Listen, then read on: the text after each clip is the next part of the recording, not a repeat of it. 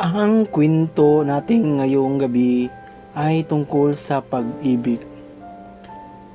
Si Daniel ay isang simpleng binata na matagal nang may lihim na pagtingin sa kanyang matalik na kaibigan, si Angela.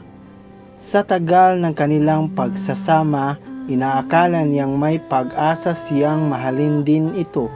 Pinakita niya ang kanyang pagmamahal sa pamamagitan ng pagiging laging nandyan para kay Angela.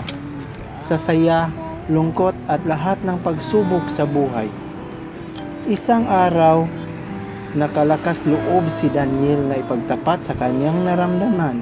Dinala niya si Angela sa paborito niyang lugar, isang tahimik na parke kung saan madalas silang mag-uusap ng kanilang mga pangarap. Ngunit sa halip na matanggap ang kanyang damdamin, mahinahong sinabi ni Angela, "Mahal kita bilang kaibigan, Daniel. Sana'y manatili tayo sa ganitong relasyon." Masakit para kay Daniel ang mga salitang iyon.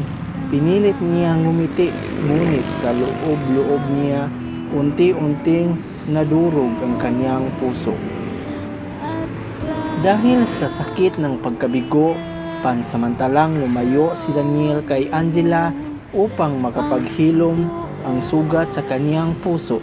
Natutunan niyang ang tunay na pagmamahal ay hindi lamang tungkol sa pagiging kapiling ang taong mahal mo, kundi ang pagiging masaya para sa kanya kahit na hindi ikaw ang pinili niya. Sa huli, natutunan ni Daniel na minsan ang pag-ibig ay hindi palaging tungkol sa pag-aari, kundi sa pagpapalaya ng isang tao. Ang nagpadala, ChatGPT.